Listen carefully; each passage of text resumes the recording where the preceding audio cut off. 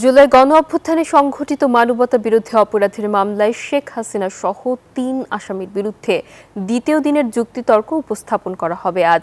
বিচারপতি গোলাম মর্তুজা মজুমদারের নেতৃত্বাধীন ট্রাইব্যুনাল ১-এ এই যুক্তিতর্ক উপস্থাপন হবে। গতকাল শুরুতে এই যুক্তিতর্ক তুলে ধরেন চিফ প্রসিকিউটর তাজুল ইসলাম।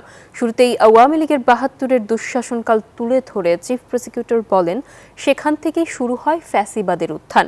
বাকশাল ব্যবস্থা কায়েম করে রক্ষী বাহিনী দিয়ে ৩০,০০০ মানুষকে যে প্রক্রিয়ায় হত্যা করা হয়, একই পদ্ধতির টানা ১৭ বছর প্রয়োগ করেন শেখ হাসিনা। উঠে আসে বিচার বিভাগ ধ্বংস, পিলখানা হত্যাকাণ্ড ঘটিয়ে সামরিক বাহিনীর মনোবল ধ্বংস, গুম ও ক্রসফায়ারের ইতিহাস।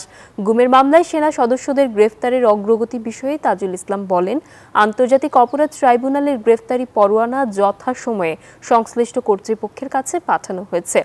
শুনানিতে বিচারকদের স্বেচ্ছাচারিতা বন্ধে সুনির্দিষ্ট বিধান থাকা দরকার বলে মন্তব্য করেন ট্রাইব্যুনাল। এদিকে ট্রাইব্যুনাল ২-এর রংপুরের বেগম রোকেয়া বিশ্ববিদ্যালয়ের শিক্ষার্থী আবু সাইদ হত্যা মামলার ১০ দিনের সাক্ষ্য গ্রহণ অনুষ্ঠিত হবে আজ। সকালেই হাজির করা হয়েছে ২ মামলার আসামিদের। নাফিজা, আপনাকে ধন্যবাদ জানাচ্ছি। নাফিজা, আপনি সবশেষ যে খবরটি বলছিলেন যে রংপুরের বেগম রোকেয়া বিশ্ববিদ্যালয়ের শিক্ষার্থী আবু সাইদ হত্যা মামলার যে সাক্ষ্য গ্রহণের যে বিষয়টি, সেটির কিন্তু আজকে অনুষ্ঠিত হচ্ছে না। আজকে আসামিদেরকে হাজির করা হয়েছে ট্রাইব্যুনালে, কিন্তু আজকে সাক্ষ্য গ্রহণ না হয়ে এটি পরবর্তী আরেকটি তারিখে এই সাক্ষ্য গ্রহণ অনুষ্ঠিত হবে।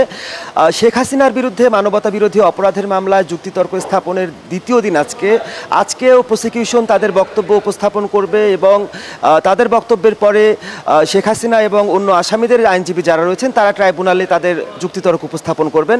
এভাবেই কিন্তু মামলাটির চূড়ান্ত ধাপ অতিক্রম করছে। এই যুক্তিতর্ক স্থাপনের পর্যায়টি শেষ হলে মামলাটি রায়ের জন্য প্রস্তুত হবে। সেই ক্ষেত্রে বিচারপতি তার সুবিধাজনক সময়ে রায়ের দিন ঘোষণা করবেন।